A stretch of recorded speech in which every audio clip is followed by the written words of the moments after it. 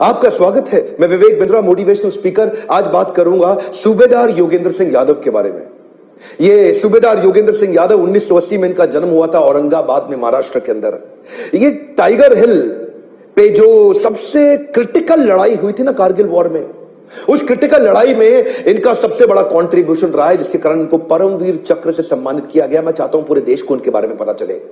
ये यंग लड़का उस समय सूबेदार, तब 16,500 फुट की खड़ी पहाड़ी जो बर्फ से पूरी ढकी हुई, जिसके ऊपर पाकिस्तान के बंकर, उनके आर्मी की सेना का कब्जा वहां पे ट्रूप्स का था। हमारे देश की जीत के लिए ये इतना क्रिटिकल, अगर टाइगर हिल की पहाड़ी की चोटी हमारे कब्जे में नहीं आती, हो सकता है हम कारगिल का युद्ध हार जाते। इसलिए वॉलंटियर किया। ये क्या बोला अपने लीडर्स को कि मैं चढ़ जाऊंगा इस पहाड़ी पे। उस समय लोग सोचने लगे, यार ये लड़का अकेला 16,500 फुट बर्फ से ढकी हुई पूरी पहाड़ी, खड़ी पहाड़ी। एक्चुअली पाकिस्तान भी प्रिपेयर्ड नहीं था।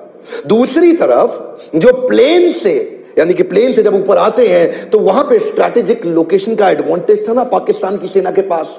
कोई नीचे से सामने आएगा तो ऐसे उड़ा देंगे उसको, लेकिन वो सोचे नहीं कि पीछे खड़ी पहाड़ी से भी कोई आ सकता है, और वहीं इसने वॉलंटियर किया, अपने साथ कुछ लोगों को लिया। दूसरी तरफ से सुबह 4 बजे कंफ्यूज करने के लिए फायरिंग हुई तो सेना का वहां ध्यान गया, लेकिन पाकिस्तान की सेना बड़ी स्मार्ट थी। उन्होंने कहा पीछे भी जाकर के देखो कि कवर करने के लिए कोई पीछे तैयारी तो नहीं है, और इसका 60 फुट बचा था योगेंद्र सिंह यादव का, कि ऊपर से पाकिस्तान की सेना को पता लगा तो उन्होंने इनके ऊपर गन फायर करनी शुरू कर दी, और एरियल गन फायर से 3 गोलियां लाके इसके कंधे के पास लगी। ये रुका नहीं, ये वही रात के समय बर्फ के बीच में अपनी मजबूत पकड़ बनाए रखा और धीरे धीरे चढ़ता रहा। रात भर धीरे धीरे चढ़ता रहा। जरूरी नहीं जो सारी रात जागता हो वो आशिक ही हो सकता है अपने देश के लिए मरने मिटने वाला सिपाही हो। ऊपर चढ़ गया, और चढ़ा, ना केवल चढ़ा, उसके बाद पहला ग्रेनेड फेंक के इसने दुश्मनी बंकर को उखाड़ दिया, दूसरे ग्रेनेड से दूसरे बंकर को उखाड़ा। इतने में पीछे से सेना की हमारी दूसरी टुकड़ी आ गई इसको सपोर्ट करने के लिए। दूसरे राउंड में लड़ाई चालू हुई। 16 गोलियां लग गई इसको, और 16 गोलियां लगने के बाद पूरा शरीर छल्ली छल्ली। और ये वहां पे क्या बोला, कहता है दुश्मन को मारने से पहले अगर मुझको मौत आ गई तो पहले मौत को मौत के घाट उतार दूंगा। असली सिपाही देखिए वो नहीं होता है जो इसलिए लड़ता है कि सामने वाले से उसको नफरत है, वो इसलिए लड़ता है कि पीछे वाले से उसको प्यार है। परमवीर चक्र से सम्मानित योगेंद्र सिंह यादव के ऊपर ऋतिक रोशन ने एक मूवी बनाई थी अमिताभ बच्चन के साथ, लक्ष्य। और वो लक्ष्य मूवी में ऋतिक रोशन ने उन्हीं का रोल तो निभाया था। दूसरी कहानी मैं बताना चाहता हूं इयान कार्डोजो के विषय में। 71 में जब पाकिस्तान के खिलाफ जंग छिड़ी थी, उस समय ये गोरखा रेजिमेंट में मेजर हुआ करते थे। गोरखा रेजिमेंट के मेजर दिल से बहुत साहसी, शरीर से बहुत शक्तिशाली, और जब निकल पड़े एक दफा लैंडमाइन, एक बारूदी सुरंग फटने से इनका एक पांव फट गया। और पांव जब फटा तो उस समय इमरजेंसी में कोई मेडिकल सुविधा थी नहीं वहां पे, और मेडिकल सुविधा ना होने पे लोगों ने पूछा अब क्या करें क्या करें क्या। इन्होंने अपनी खुखरी उठाई, वो जो गोरखा रेजिमेंट की गोरखाओं की खुखरी होती है, उसे उठा करके अपना पांव अपने हाथ से खुद ही काट डाला।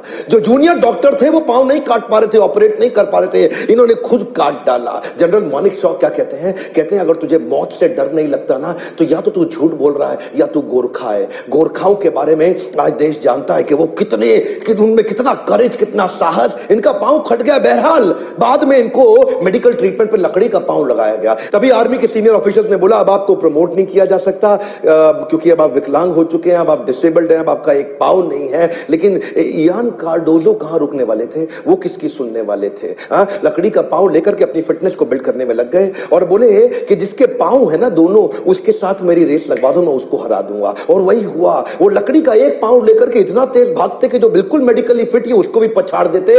एक दिन अपना चेकअप कराने के लिए 6,000 फीट की पहाड़ी पर चढ़ के हेलीपॉड पे खीरा जाके पहुंच गए। बाद में उनकी परीक्षा सेना प्रमुख TN रैना ने खुद ली। उनको क्या बोला, लद्दाख की बर्फीली पहाड़ों पे मुझे चढ़ के दिखाओ। और लद्दाख की बर्फीली पहाड़ों पे जब उन्होंने चढ़ के दिखाया तो ये एकमात्र ऐसे सैनिक जो देश के अंदर डिसेबल्ड होने के बावजूद मेजर जनरल की रैंक तक पहुंचे। साहस उसे नहीं कहते कि आदमी चलता रहे, साहस तो उसे कहते हैं कि अब चल नहीं सकता लेकिन फिर भी चलता रहे। ये शरीर की ताकत से नहीं होता, ये आत्मीय बल से होता है, जिसको जिसको हम बोलते हैं बिलीफ सिस्टम। आपको याद है ना विक्रम बत्रा के विषय में, वीडियो लंबा ना हो जाए तो अगली वीडियो में विक्रम बत्रा के विषय में जरूर बताऊंगा। कैप्टन विक्रम बत्रा क्या बोलते हैं, वापस लौट के जरूर आऊंगा अपने पिता को बोले, या तिरंगा लहरा के आऊंगा या तिरंगे में लिपट के आऊंगा, लेकिन वापस जरूर आऊंगा। एक्चुअली जो दुनिया भर के देश है ना, वो अपने आर्मी का बहुत सम्मान करते हैं। हमारे देश की आर्मी जितना सम्मान डिजर्व करती है हम भूल गए हैं उनको। फ्रांस की आर्मी के बारे में देखिए, सेकेंड वर्ल्ड वॉर में जो लोग शहीद हुए ना फ्रांस की सेना से,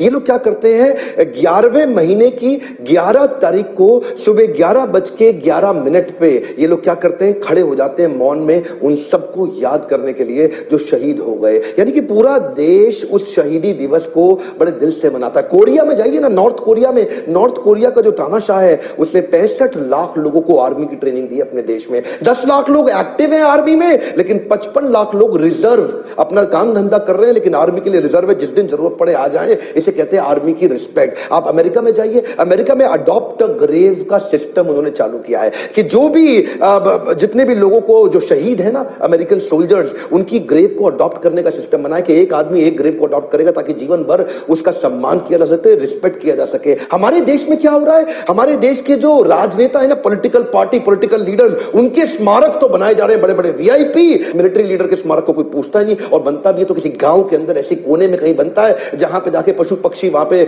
मल मूत्र त्यागते, कोई इस पर ध्यान नहीं देता। मैं ये पूछना चाहता हूं, आपके बच्चे देश के पॉलिटिकल लीडर से ज्यादा सीख सकते हैं या मिलिट्री लीडर से? अगर आपको लगता है कि मिलिट्री लीडर्स का सम्मान होना चाहिए तो उनके स्मारकों को बड़ा करने के लिए आवाज उठानी चाहिए। इस वीडियो को फैला दीजिए देश में ताकि मिलिट्री लीडर्स के प्रति और सम्मान और रिस्पेक्ट बढ़ सके। अगर आप किसी आदमी को जानते हैं जो देश की सेना में काम करता है, उस तक ये वीडियो पहुंचाइए, उसका भी सेल्फ एस्टीम बढ़े। जब जब एक मिलिट्री लीडर को देखो, खड़े होकर के उत्साह से ताली बजाओ। जब भी आप किसी मिलिट्री के आदमी को देखो, मुस्कुरा के उसका स्वागत करो और उसके लिए ताली बजाओ, उत्साह बढ़ेगा उनका। थोड़ा सा समय लगाइए, व्हाट्सएप पे डाउनलोड कर सकते हैं क्या इस वीडियो को? डाउनलोड करके इसको व्हाट्सएप पे शेयर करिए। अगर आप अगला कैप्टन विक्रम बत्रा की शौर्य गाथा को सुनना चाहते हैं तो वीडियो को लाइक करके उत्साह बढ़ाइए, सब्सक्राइब करिए और करवाइए। मेरे साथ जुड़े रहने के लिए, हर बार वीडियोस को आके देखने के लिए दिल से आप सबका धन्यवाद।